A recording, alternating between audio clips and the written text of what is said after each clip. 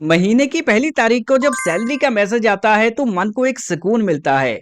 लेकिन क्या आपके साथ भी ऐसा होता है कि मात्र कुछ ही दिनों में आपका वो सारा पैसा ना जाने कहाँ चला जाता है और महीना खत्म होते होते आप अगली सैलरी का इंतजार करने लगते हैं? तो अक्सर हम क्या करते हैं कि जब हमारे खर्चे बजट से बाहर होने लगते हैं तब हम अपनी बैंक स्टेटमेंट देखना ही बंद कर देते हैं और हम वो फटे हुए लिफाफे या फिर क्रेडिट कार्ड के बिल को किसी दराज में छिपा देते हैं और सोचते हैं हम इसे नहीं देखेंगे तो समस्या खत्म हो जाएगी। लेकिन अपनी जेब के सच से भागने की यही आदत हमें कभी आगे नहीं बढ़ने देती। तो नमस्कार दोस्तों, मेरा नाम है जवंत सिंह और सालों के फाइनेंशियल एंड इन्वेस्टमेंट एक्सपीरियंस के बाद आज मैं आपसे 8 ऐसे बेहद जरूरी स्टेप शेयर करने जा रहा हूं जो आपको सैलरी मिलने के बाद तुरंत उठाने चाहिए। और ये कोई शॉर्टकट नहीं है बल्कि एक जिम्मेदार पे डे रूटीन है जो आपके फ्यूचर को सिक्योर कर सकती है। तो चलिए शुरू करते हैं। स्टेप नंबर 1 से अपना रेफरेंस पॉइंट पहचानें। लोग क्या करते हैं कि जब भी उन्हें सैलरी मिलती है वो बिना सोचे समझे इसे खर्चना शुरू कर देते हैं और महीने का अंत आते आते उनके सारे पैसे खत्म हो जाते हैं, बैंक बैलेंस जीरो हो जाता है। तो इसे ऑस्ट्रिच इफेक्ट भी कहा जाता है जो कि एक साइकोलॉजिकल सिचुएशन है जहां इंसान अपने फाइनेंशियल स्ट्रेस या परेशानी से बचने के लिए शतुरमुर्ग की तरह रेत में अपना सिर छुपा लेता है। जैसे बड़ा खर्च करने के बाद बैंक बैलेंस चेक ना करना, लोन के डॉक्यूमेंट्स को अनदेखा करना।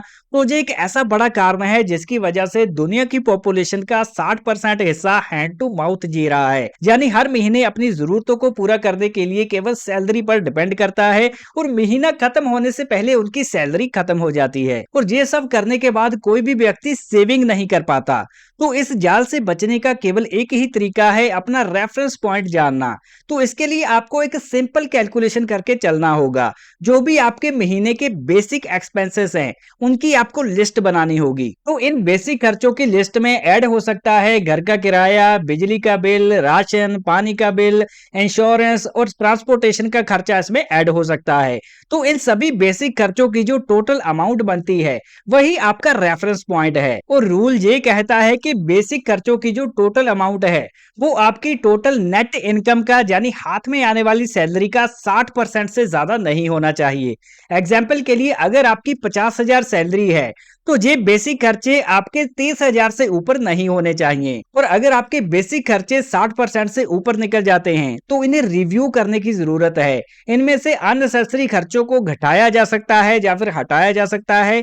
और एक्स्ट्रा इनकम जनरेट करने के लिए अगर आपके घर में कोई खाली कमरा पड़ा है तो आप उसे किराए पर दे सकते हैं जिससे आपको मंथली किराया आना शुरू हो जाए। तो इस तरह से आप अपने खर्चों को कंट्रोल में ला सकते हैं। और इसके बाद बढ़ते हैं स्टेप नंबर 2 की ओर जो कि क्विक सोल्यूशन फंड है। तो पैसों के मामले में सफल होने के लिए केवल मैथमेटिकल समझ का होना जरूरी नहीं है बल्कि इसके साथ साथ साइकोलॉजिकल एक्सपेक्ट भी बहुत ही महत्वपूर्ण है। कई बार फाइनेंशियली जो फैसला सही नहीं लगता वो मानसिक शांति के लिए काफी बेहतर साबित हो सकता है। तो यहाँ काम आता है क्विक सोल्यूशन फंड। एग्जाम्पल के लिए मान लीजिए अचानक आपकी गाड़ी खराब हो जाती है या फिर घर का कोई उपकरण टूट जाता है या फिर मेडिकल इमरजेंसी आ जाती है। तो ऐसी सिचुएशन में अगर आपके पास पैसा नहीं है तो आप ना चाहते हुए भी कर्ज के जाल में फंस जाएंगे। तो इमरजेंसी सिचुएशन और मानसिक तनाव से बचने के लिए क्विक सोल्यूशन फंड एक ढाल की तरह काम करता है। तो जैसे कि हमने पहले स्टेप में बेसिक एक्सपेंसेस की बात की थी, तो एक महीने के बेसिक एक्सपेंसेस के बराबर का पैसा आपको अलग से सेव करके रखना है। ये आप फिक्स डिपॉजिट में या लिक्विड फंड्स में रख सकते हैं जहां पर आपको ब्याज भी मिलेगा और जरूरत पड़ने पर आप तुरंत से वो पैसा निकाल भी सकें, वो भी बिना किसी पेनल्टी के। तो इस शुरुआती स्टेज में आपको 6 महीने का खर्चा अलग से रखने की जरूरत नहीं है। जब आपने 1 महीने का खर्चा अलग से रख लिया तो वहां आप रुक जाएं। और इसके बाद बढ़ते हैं स्टेप नंबर 3 की ओर, हाई इंटरेस्ट डेट को खत्म करना।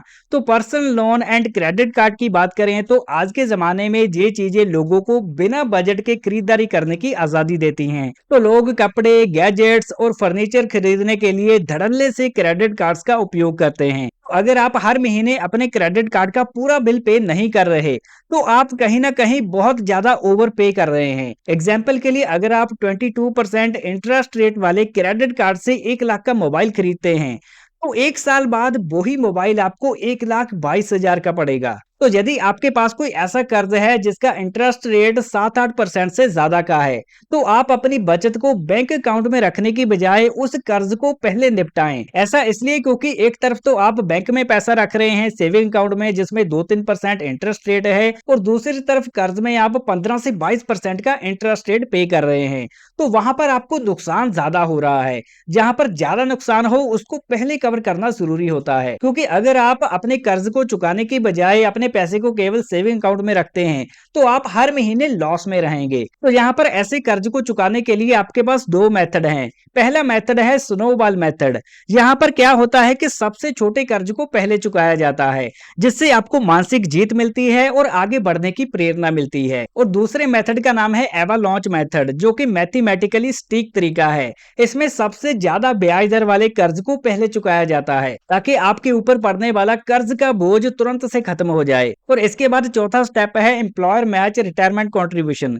तो देखिए, जब तक आपकी प्रेजेंट फाइनेंशियल सिचुएशन स्टेबल नहीं होती और आप कर्ज से मुक्त नहीं होते, तब तक फ्यूचर के लिए निवेश करने का कोई फायदा नहीं। और जब आपका महंगा कर्ज खत्म हो जाता है, तब आपको अपने एम्प्लॉयर द्वारा दिए जाने वाले पेंशन या रिटायरमेंट कंट्रीब्यूशन का पूरा फायदा उठाना चाहिए। जैसे इंडिया में एम्प्लॉयर प्रोविडेंट फंड है, तो इसका भरपूर फायदा आपको उठाना चाहिए। तो इसके दो बड़े फायदे हैं। एक तो आपके एम्प्लॉयर द्वारा दिए जाने वाला ये एक मुफ्त पैसा है। तो रूल के हिसाब से आप अपनी सैलरी का एक पोर्शन ईपीएफ में डालते हैं। मान लीजिए आप 5% डालते हैं, तो आपके एम्प्लॉयर द्वारा भी 5% इसमें कंट्रीब्यूट करके डाला जाएगा। तो अगर आप ऐसे कंट्रीब्यूशन में हिस्सा नहीं लेते तो आप मुफ्त का पैसा छोड़ रहे हैं। और दूसरा फायदा ये है कि ऐसा करने से आपकी जो सालाना टैक्सेबल इनकम है वो भी कम हो जाती है, जिससे टैक्स में आपको बचत मिलती है। और एक बात का ध्यान रखें कि जो ईपीएफ का कंट्रीब्यूशन है, इसे आप साल बीतने के बाद बैक डेट पर क्लेम नहीं कर सकते, तो इसको सैलरी वाले दिन पर ही एडजस्ट करना पड़ता है। और इसके बाद पांचवा स्टेप है फुल इमरजेंसी फंड।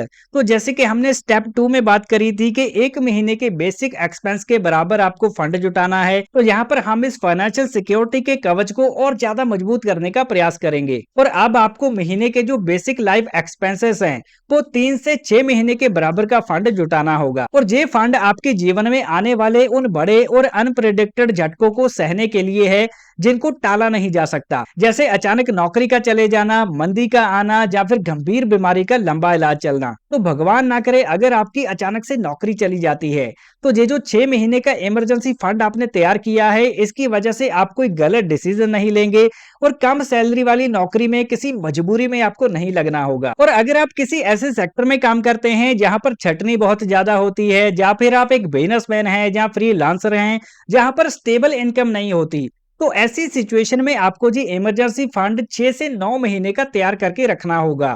और इसको ऐसी एसेट्स में रखना होगा जो कि सुरक्षित हो और तुरंत से जहां से आप पैसा निकाल सके, जैसे लिक्विड फंड्स हो गए, फिक्स्ड डिपॉजिट हो गया। और इसके बाद स्टेप नंबर 6 है आपका आरओआई, यानी रिटर्न ऑन इन्वेस्टमेंट। तो लोग अक्सर पैसे को बचाने और निवेश करने के बीच ये बात तो भूल ही जाते हैं कि वो अपने खुद की पैसा कमाने की क्षमता को किस तरह से बढ़ा सकते हैं। तो देखिए, अमीर बनने के लिए या ज्यादा पैसा कमाने के लिए आपको अपनी जो मेन नौकरी है उसमें सैलरी को बढ़ाना होगा, या फिर आपको अलग से साइड बिजनेस चलाना होगा।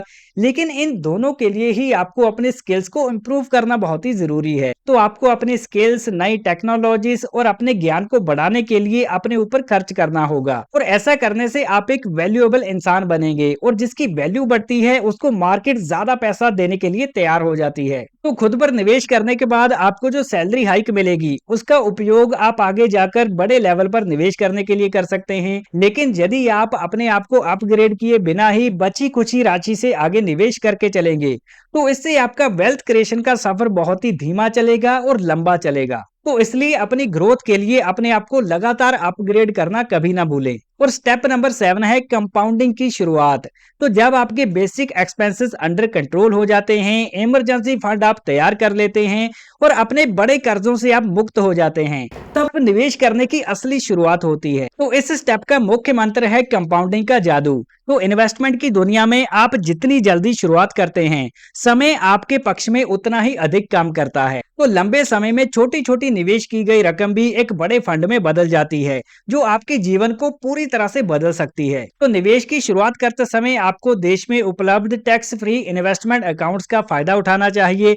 एग्जाम्पल के लिए जैसे इंडिया में पीपीएफ, ईएलएसएस म्यूचुअल फंड्स या टैक्स फ्री बॉन्ड्स होते हैं, और हमेशा आपको डिसिप्लिन के साथ हर महीने रेगुलर एसआईपी द्वारा निवेश करते जाना है। और इसके बाद स्टेप नंबर 8 है अपॉर्चुनिटी कॉस्ट। तो जब आप अपने फाइनेंशियल जर्नी के आखिरी मुकाम तक पहुंच जाते हैं और आपके पास इन्वेस्ट करने के लिए सरप्लस इनकम होती है, उस समय आपको अपॉर्चुनिटी कॉस्ट का सामना करना पड़ता है। तो इसका सीधा सीधा मतलब ये है कि जब आप अपने पैसे को एक जगह इस्तेमाल कर रहे हैं, तो दूसरी जगह आप उस पैसे से मिलने वाले फायदे को छोड़ रहे हैं। तो इस फाइनल स्टेप पर जब आप पहुंच जाते हैं, तो यहाँ कोई भी फैसला पूरी तरह से सही नहीं होता और कोई भी फैसला पूरी तरह से गलत नहीं होता, बल्कि ये इस बात पर डिपेंड करता है कि आपका विजन क्या है। तो इस स्टेप पर पहुंचने के बाद कुछ लोगों का बड़ा गोल हो सकता है कि अपने होम लोन को पूरी तरह से चुकाकर वो कर्ज मुक्त होना चाहते हैं, और बिना किसी लोन के रहने से जो मानसिक आजादी मिलती है उसका उपयोग वो पार्ट टाइम जॉब करने के लिए कर सकते हैं, अपना बिजनेस स्टार्टअप खोलने के लिए कर सकते हैं, या फिर बिना किसी फाइनेंशियल स्ट्रेस के लंबी यात्राओं पर जाने के लिए कर सकते हैं। और इसके ऑपोजिट कुछ लोग लोन को कंटिन्यू चलने देंगे और अपनी एक्स्ट्रा इनकम का जो पैसा है उसको म्यूचुअल फंड्स में निवेश करेंगे,